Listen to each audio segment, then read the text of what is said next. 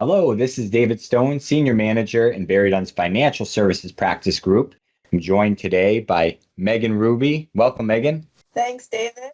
He said, my name is Megan Ruby. I'm also here in the Financial Services Practice Group. I'm a senior.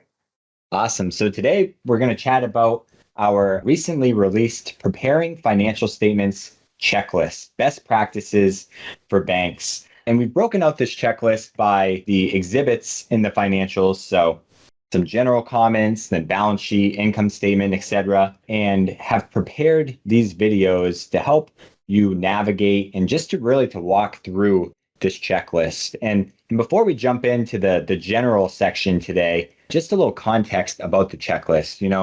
Here at Barry Dunn in the Financial Services Practice Group, as you can probably imagine, we see lots and lots of financial statements, prepare some, review some, and have gathered some best practices that we've seen in preparing financials. Now, some of these best practices might seem rather routine or simple, but they're here for a reason because they tend to be some of the common mistakes or errors that we see when reviewing financial statements.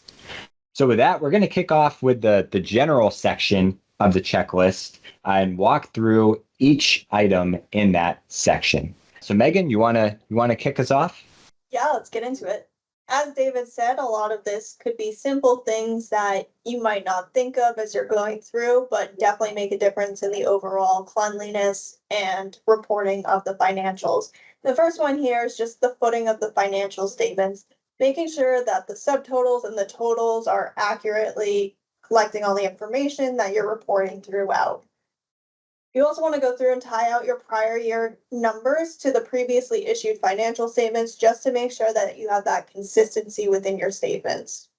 Yeah, great points, Megan. And just to elaborate on footing the financials, again, it seems simple, but I've come to find that numbers are slippery, very slippery, and they tend to change. I shouldn't say they tend to change, but there's inadvertent changes that occur. You change one number, forget to change a subtotal. So it's really important to put those financials ideally later in the preparation process when you feel comfortable with all the numbers in your financial statements. You also want to check the formatting. Is the formatting consistent throughout? Check your underlines, your dollar signs. Are they appropriately placed? Paragraphs and tables, are they properly aligned? Are all your columns kind of in alignment with one another? Again, seems simple, but these small things can really make a difference in the presentation of your financials and how professional they look. You also want to check line item titles to ensure they make sense given the dollar amount being disclosed. So a few examples: gain versus loss. Maybe you had a gain on investment sales last year. This year, it's a loss. Are you reflecting that in the title of that line item? Increase versus decrease. This is a big one that we see as well, especially on the statement of cash flows, for instance. You might have an increase in cash flows one year, a decrease in the next. Again, are you properly capturing that in your titles? Yeah.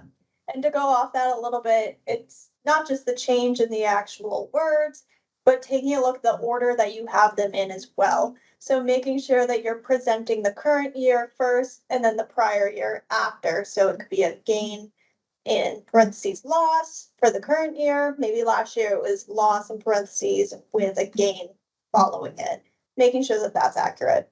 Yeah, great point, Megan. All right, that concludes our general section of the checklist. Thanks for joining us today and hope to catch you in the next session.